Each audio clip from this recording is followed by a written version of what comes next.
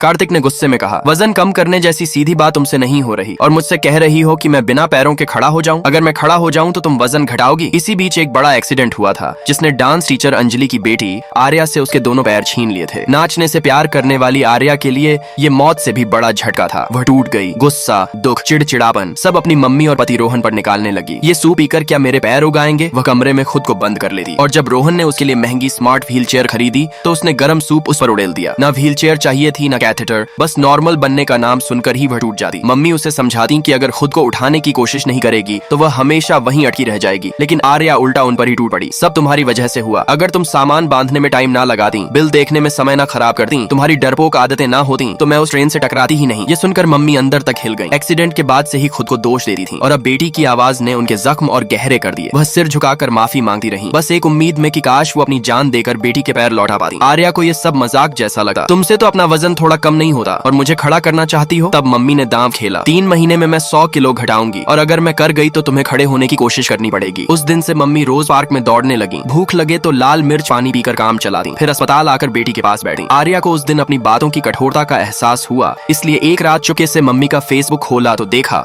वह सच में रोज दौड़ रही थी, हांफती हुई, थकी हुई, पर हार नहीं मान रही थी। ये देखकर आर्या की आंखें भर आईं और उसने मम्मी की पोस्ट पर चुपचाप एक लाइक कर दिया। उधर रोहन घर में हर दीवार पर सपोर्ट हैंडल लगा रहा था ताकि उसकी बीवी घर लौटे तो उसे कोई तकलीफ न हो। उसने आर्या की पुरानी डांस की तस्वीरें भी छिपा दी ताकि उसे दुख न लगे। जब मम्मी ने देखा कि बेटी ने उनकी पोस्ट लाइक की है, वह खुशी से रोहन को बताने भागी। महीनों से बंद पड़ी आर्या के दिल में आखिर एक चिंगारी जली थी। अब मम्मी चाहे बारिश हो या तेज हवा दौड़ना नहीं छोड़ती थी और उनकी इस जिद ने आर्या को हिम्मत दी। उसने पहली बार सोचा कि शायद वह व्हील चेयर को अपनाने की कोशिश कर सकती है। एक रात वह धीरे से सहारा लेकर खुद को व्हील चेयर पर चढ़ाने लगी, पर संतुलन बिगड़ा और वह जमीन पर गिर पड़ी। आवाज सुनकर मम्मी भागी और उसे उठाकर बिस्तर पर रखा। आर्या फूट फूट कर रो पड़ी, मम्मी मैं कुछ भी नहीं कर पाती, मैं बस बोझ बन गई हूँ। तुम टूट क्यों नहीं जाती? सबके जाने के बाद भी तुम नहीं टूटी मम्मी, तुम गिरोगी तो सब खत्म हो जाएगा। मम्मी ने उसके सिर पर हाथ फेरा। हाँ बेटी, बहुत मुश्किल है, कभी कभी आधा कदम भी भारी लगता है, लेकिन हर कदम मुझे याद दिलाता है कि जितना मैं दौड़ूंगी उतनी जल्दी तू खड़ी होने के करीब होगी। तूने कभी मम्मी को निराश नहीं किया, मैं भी तुझे कभी निराश नहीं करूंगी। चलो शाबाश मेरी बच्ची, लाइक सब्सक्राइब कर देना, भगवान आपको बहुत खुशी देगा।